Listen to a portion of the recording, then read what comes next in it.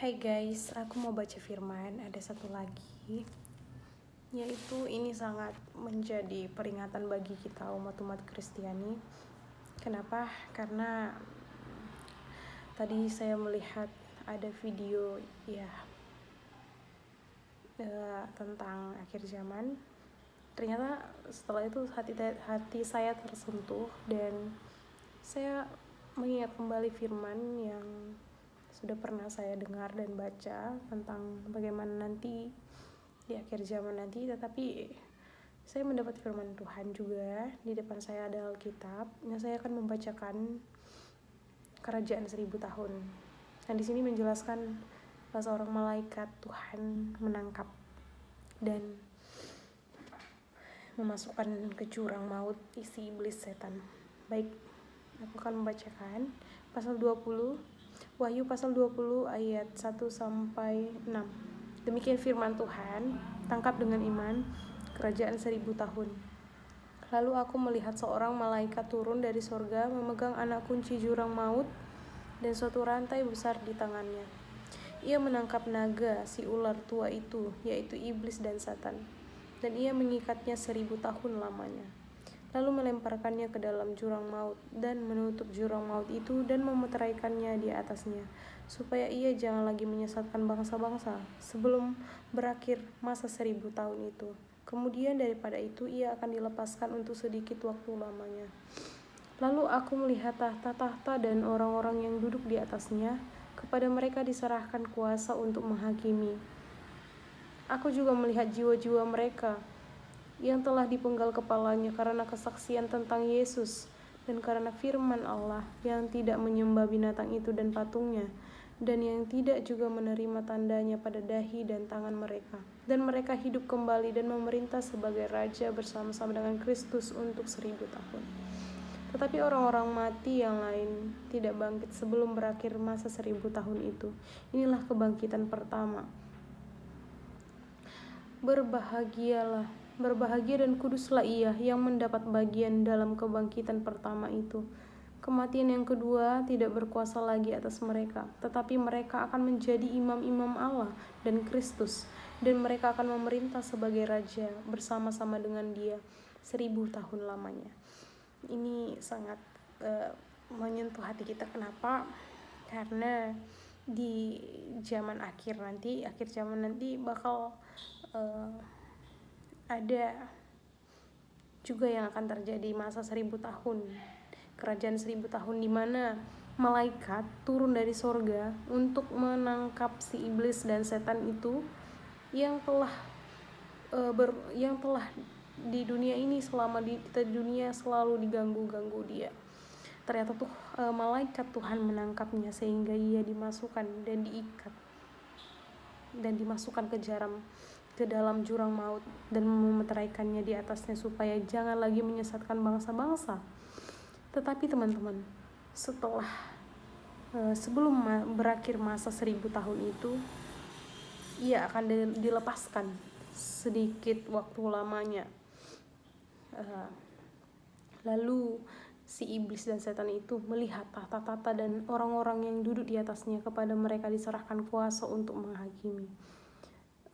Di sini juga dijelaskan ada jiwa-jiwa mereka yang telah dipenggal kepalanya karena kesaksian tentang Yesus dan firman Allah, yang tidak menyembah binatang itu dan patungnya, dan yang tidak juga menerima tandanya pada dahi dan tangan mereka. Orang-orang yang percaya kepada Tuhan Yesus dan memegang teguh imannya. Walaupun si iblis itu datang, setan itu datang, ketika kita berkemenangan, maka dia tidak akan sanggup mengalahkan kuasa darah Yesus. Haleluya. Saudara-saudara yang terkasih dalam nama Tuhan Yesus Kristus, ini juga orang-orang yang seperti itu akan hidup kembali dan memerintah sebagai raja. Di ayat yang keempat dikatakan, ayat 4b, mereka hidup kembali dan memerintah sebagai raja bersama-sama dengan Kristus untuk 1000 tahun. Wow.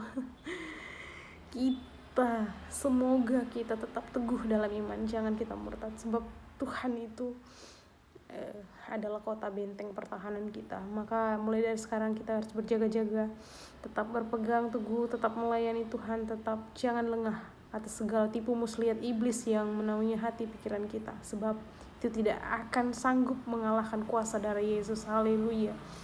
Dan mereka hidup dan memerintah sebagai raja bersama-sama dengan Kristus untuk 1000 tahun. Tetapi orang-orang mati yang lain tidak bangkit sebelum berakhir masa 1000 tahun itu.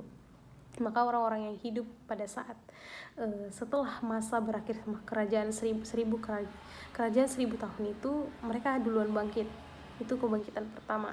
Nah, yang kebangkitan kedua nanti pada masa turunnya Roh Kudus, turunnya Tuhan Yesus Kristus. Itulah masa penghakiman di mana Tuhan Yesus turun untuk menghakimi orang-orang yang hidup di dunia ini.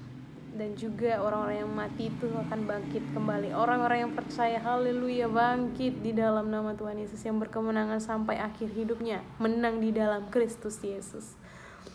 Nah, kemana orang-orang yang sudah tadi masih hidup dan mereka tetap percaya dan memegang teguh imannya? Mereka mendapatkan 2 sayap nazar di situ. Mereka akan disingkirkan dan mereka akan dimuliakan, diselamatkan oleh Tuhan. Tetapi tidak sedikit waktunya setan itu datang untuk menaungi bumi ini, tetapi masanya berakhir pasti. Kenapa? Karena mereka akan dilemparkan. Iblis itu akan dilemparkan dan setan itu akan dilemparkan ke dalam jurang maut dan dimeteraikan ke dalam api yang sangat dahsyat. Teman-teman, saudara-saudari yang terkasih dalam Tuhan Yesus Kristus, coba tanya, apa panggilan hidup kita? Ketika kita sudah dimeteraikan kepada anak kerajaan surga sejak kita bayi dibaptis, apakah kita benar-benar teguh setelah kita dewasa atau remaja? Atau sudah masa tua? Apakah kita masih tetap peduli kepada keselamatan yang telah dimeteraikan kepada kita sejak kita lahir? Nah, di dalam ayat ini kita belajar bahwa janji keselamatan Tuhan Yesus Kristus itu sanggup memulihkan hidup kita, sanggup memberikan keselamatan yang pasti di dalam kehidupan kita. Nah, di ayat yang ke-6 teman-teman, berbahagia dan kuduslah ia yang mendapat bagian. Berbahagia dan kuduslah. Semoga kita yang mendapat bagian dalam kebangkitan pertama itu, yang belum meninggal nanti pada saat sebelum kerajaan 1000 tahun dan sesudah itu, mereka berbahagia katanya, kuduslah ia yang mendapat bagian dalam kebangkitan pertama itu. Kematian yang kedua tidak berkuasa lagi atas mereka. Kenapa? Kematian yang kedua tidak akan berkuasa karena pada saat itu Tuhan telah mengangkat orang-orang yang percaya kepada Tuhan Yesus Kristus, sehingga mereka mendapatkan kemuliaan dan hidup yang kekal. Tetapi mereka akan menjadi imam-imam Allah, haleluya, dan Kristus, dan mereka akan memerintah